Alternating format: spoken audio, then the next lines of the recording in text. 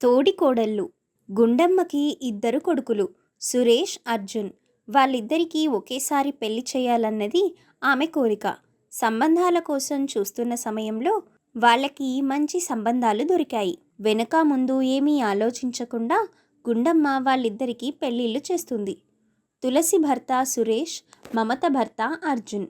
కొత్తగా పెళ్లి కావడంతో జంటగా వాళ్లకు నచ్చిన చోటికి హనీమూన్కి వెళ్ళిపోతారు. నెల రోజుల తర్వాత సురేష్, తులసి ఇద్దరూ కూడా ఇంటికి వస్తారు. ఇంటికి వచ్చిన వాళ్ళతో గుండమ్మ అక్కడే ఆగండి వస్తున్నాను అని లోపలికి వెళ్ళి హడావిడిగా హారతి పళ్ళెం తీసుకొని బయటకు వస్తుంది. ఇరుగు దిష్టి, పొరుగు దిష్టి, నా దిష్టి, లోకంలో వాళ్ళ అందరి దిష్టి పోవాలి, కుడికాలు లోపల పెట్టి రండి అని చెప్పి తను ఆ నీటిని బయటపడేసి వస్తుంది. భార్యాభర్తలిద్దరూ కూడా తీరికగా కూర్చొని ఉంటారు. ఇంతలో అర్జున్, మమత కూడా రావడంతో అత్తగారు వాళ్ళకి హారతిచ్చి లోపలికి స్వాగతం పలుకుతుంది. కొత్త కోడళ్ళిద్దరూ రావడంతో గుండమ్మ ముఖం చంద్రబింబంలాగా వెలిగిపోతూ ఉంటుంది. రోజులు గడుస్తున్నాయి. మమత తులసి కంటే తక్కువ కట్నం తెచ్చింది అని అత్తగారు ఎక్కడ తనని చిన్నచూపు చూస్తారో అన్న భయంతో ఎలా అయినా సరే అత్తగారిని తన బుట్టలో వేసుకోవాలని మమత ఆలోచిస్తూ ఉంటుంది. రోజులు గడుస్తున్నాయి. ఒకరోజు ఉదయం మమత అందరికంటే ముందు నిద్రలేచి వాకిట్లో ముగ్గు వేద్దామని బయటకు వచ్చి చూస్తుంది. తనకంటే ముందు లేచిన తులసి ఇంటి ముందు ముగ్గు వేస్తూ కనబడుతుంది. మమత మనసులో, అమ్మో, పెద్ద కోడలు నాకంటే ముందు లేచి ముగ్గు వేస్తుంది. అత్తగారు ఇంత అందమైన ముగ్గు చూసి ఎవరు వేశారని అడిగితే నేనే వేశానని తిప్పుకుంటూ చెప్తుందేమో. అందుకే నేనొక పని చేస్తాను అని అనుకుని హడావిడిగా ఒక బకెట్ నిండా నీళ్లు తీసుకొచ్చి ముగ్గు మీద పోస్తుంది. మమత, నీకేమన్నా పిచ్చి పట్టిందా? ముగ్గెందుకు ఇలా చేశావు అని తులసి పెద్దగా అరుస్తూ ఉండగా లోపల ఉన్న అత్తగారు బయటకి వచ్చి, అయ్యయ్యో, ఏమైంది? నేను చాలా కష్టపడి ఎంత పెద్ద ముగ్గు వేస్తే ఎవరిలా చేశారు?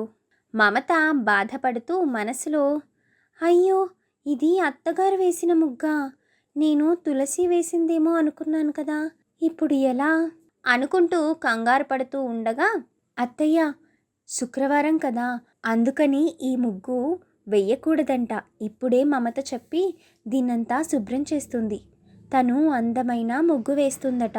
ఆ ముగ్గుతో లక్ష్మీదేవి మన ఇంట్లో కొలువుంటుందట. అందుకే ఇలా చేసింది. మమత, నువ్వు నాకు మంచి కోడలివి. తులసి, నువ్వు కూడా మమత దగ్గరే నేర్చుకో అంటూ లోపలికి వెళ్తుంది. తులసి ఒక చిన్న నవ్వు నవ్వి, మమత, నీకు నచ్చిన ముగ్గు వేసుకో అని ముగ్గు గిన్నెని చేతిలో పెట్టి వెళ్ళిపోతుంది. మమత సర్లే కాని అంటూ తనకు తానుగా మరో ముగ్గు వేసి లోపలికి వెళ్తుంది.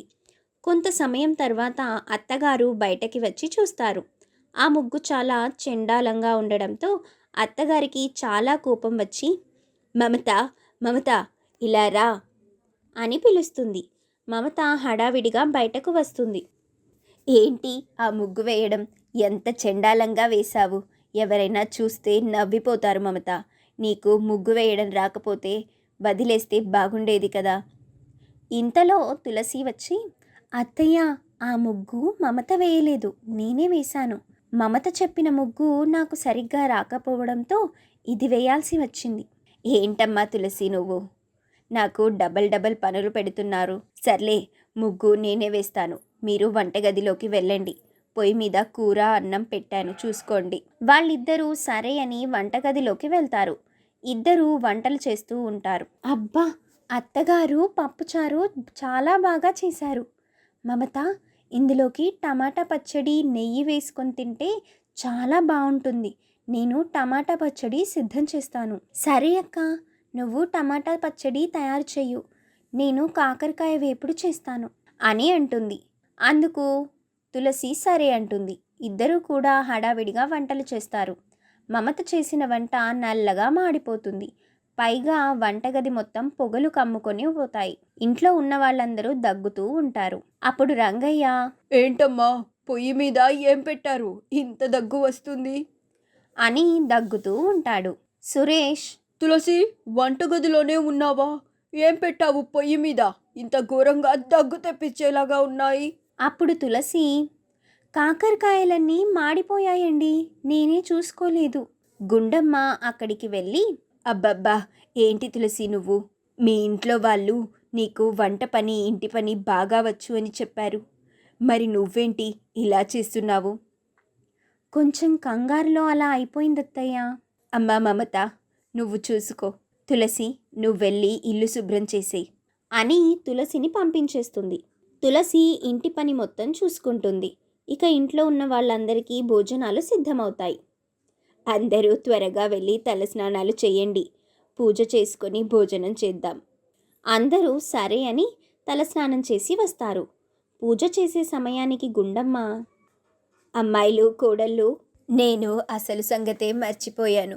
మీరు త్వరగా పెరట్లోకి వెళ్ళి పువ్వులు కోసుకొచ్చి మాల గుచ్చండి అని అంటుంది. ఇక వాళ్ళు హడావిడిగా పెరట్లోకి వెళ్ళి పువ్వులు కోసుకొని వస్తారు. ఇద్దరూ కలిసి పువ్వులు గుచ్చుతూ ఉంటారు. మమత ఆ పని కూడా సరిగ్గా చెయ్యదు. అప్పుడు కూడా తులసి ఏదో ఒకటి చెప్తుంది అత్తగారికి. ప్రతి పనిలోనూ తులసి తల మీద నిందలు వేసుకుంటుంది. ఇక పూజ అయిపోయిన తర్వాత భోజనం చేస్తున్న సమయంలో మమత వంట బాగా చేసిందని అందరూ మెచ్చుకుంటారు. కానీ నిజానికి వంట చేసింది తులసి. అలా రోజు మమత ఎలా అయినా అత్తగారి చేత ఇంకా గొప్పగా మెచ్చుకోవాలని ఏవేవో ప్రయత్నాలు చేసి విఫలమవుతూ ఉంటుంది. ఆ తప్పులన్నీ తులసి తన మీద వేసుకుంటుంది. అలా రోజులు గడుస్తూ ఉండగా ఇంట్లో గ్యాస్ అయిపోయిందని వంట కట్టెల పొయ్యి మీద చెయ్యమని అత్తగారు తులసికి చెప్తుంది. తులసి కట్టెల పొయ్యి మీద వంట చేస్తూ ఉంటుంది. ఇంతలో ఏదో మర్చిపోయానని వంటగదిలోకి వెళ్తుంది. తను తిరిగి వచ్చే సమయానికి అత్తగారి కొత్త చీర పొయ్యిలో పడి కాలిపోతూ ఉంటుంది. దాన్ని చూసి తను చాలా కంగారు పడుతుంది. అత్తగారు దానిని గమనించి, అయ్యో అయ్యో, ఎంత పని జరిగింది! బట్టలెవరు ఇక్కడ ఆరేసింది? కొత్త చీర నాశనమైపోయింది.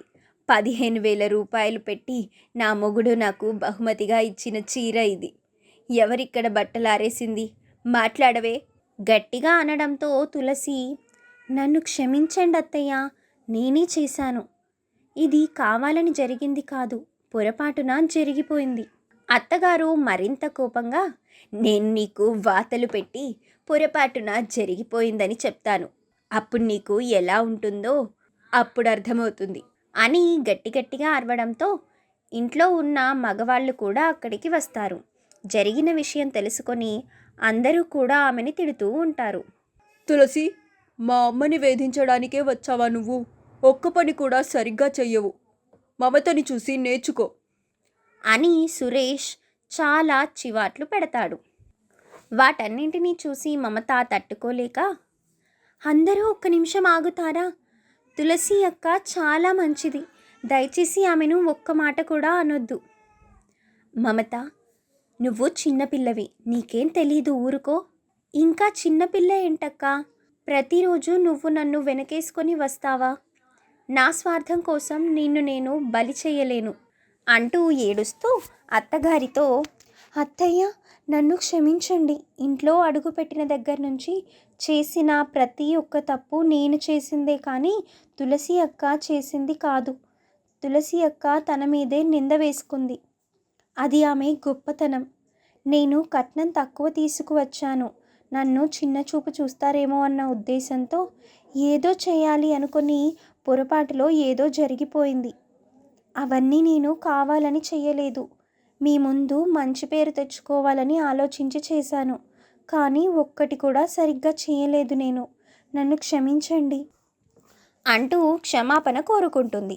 దానివల్ల అందరూ ఆశ్చర్యపోతారు. తులసి యొక్క గొప్ప మనసుని అర్థం చేసుకోలేకపోయాము అంటూ అందరూ కూడా బాధపడతారు.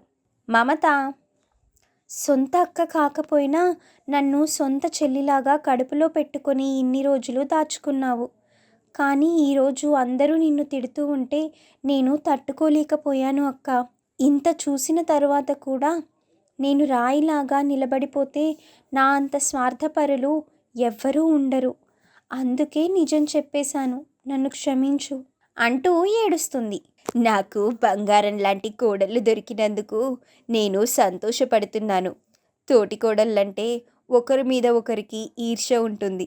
కానీ మీరిద్దరూ సొంత అక్క చెల్లెళ్ళలాగా ఉన్నందుకు సంతోషపడుతున్నాను. ఎప్పుడూ ఇలాగే ఉంటే ఎలాంటి గొడవలు ఉండవు. అయినా నీ పిచ్చితనం కానీ నాకు ఇద్దరు కూడా సమానమే. కట్నం డబ్బులు నేను తీసుకున్నాను. మీ పేర్ల మీద బ్యాంకుల్లో వేశాను. అది మీ డబ్బే. మీకు మీ పిల్లలకు ఉపయోగపడుతుంది. ఆ మాటలకి కోడళ్ళిద్దరూ కూడా చాలా ఆశ్చర్యపోతారు. ఇలాంటి గొప్ప మంచి అత్త దొరికినందుకు సంతోషంగా ఉంది అని ఇద్దరూ కూడా కృతజ్ఞతలు చెప్పుకుంటారు. ఆ తర్వాత రంగయ్య, పోతే పోయింది లేవే ముష్టి చీర, ఇంకొకటి కొని పెడతాను. సరే పదండి, ఇంకా చూస్తారేంటి? ఎక్కడికి వెళ్ళేది? ఇప్పుడే కదా కొత్త చీర కొని పెడతా అన్నారు. షాపింగ్కి వెళ్దాం పదండి. కోడళ్ళకి కూడా కొత్త బట్టలు తీసుకుందాం. ఓహో, నాకే పెట్టావా ఫిట్టింగు? ఆ మాటలకి వాళ్ళందరూ కూడా పెద్దగా నవ్వుతారు. రంగయ్య కూడా పెద్దగా నవ్వుతాడు. ఇక అత్త కోడళ్ళందరూ కలిసి షాపింగ్కి వెళ్తారు. ఇక ఆ రోజు నుంచి అందరూ కలిసిమెలిసి సంతోషంగా ఉంటారు.